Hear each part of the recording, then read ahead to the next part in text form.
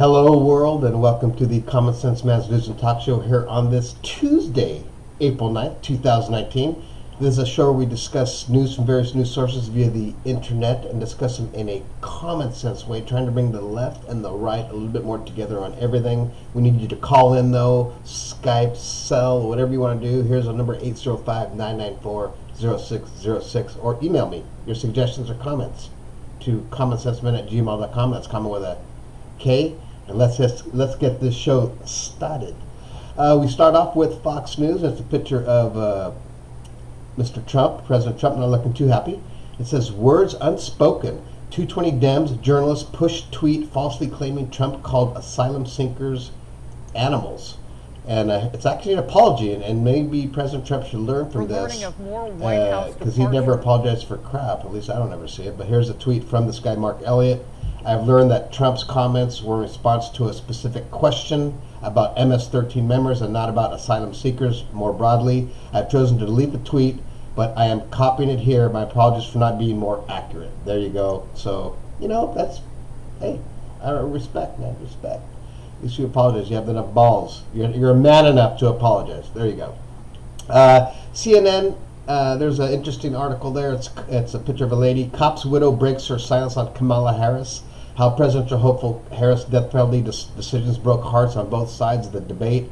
And there's an article about this lady's police officer husband who got killed in, I believe, 2004 up in San Francisco. So there you go. If you want to read about that, there's a nice little article there on the death penalty.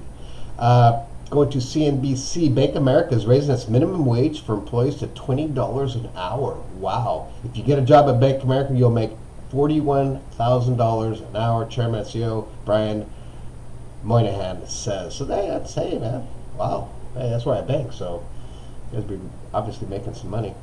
USA Today, we'll be getting to this in sports, but if you didn't watch it, if you haven't heard, the University of Virginia won the NCAAM men's basketball title last night, beating the Texas Tech Red Raiders. And the score, I'll get to the score here in a bit. Moving over to the BC, May meets Merkel for Brexit delay call. Theresa May seeks support from Berlin and Paris to postpone the UK's Brexit date before an emergency EU summit. There you go. So that is, if you could just tell, kind of last couple of weeks, maybe month, this is a big deal. It's probably a worldwide deal. It's not on any other really main news feed besides BBC, but this is big. This affects everybody. Even if you just travel to Europe, I'm sure it's going to affect it. Moving over to the MSNBC, here's a little article from the Last Word deal they have there. They thought Trump was taking notes, then they saw the paper. The president is notorious for not paying attention to details, but according to a new book, even when he was writing during a meeting, he wasn't taking notes. Politico's Jake Sherman and Ann Palmer joined Lawrence to discuss their new book and what it reveals about Trump, White House, and the president's own party. There you go.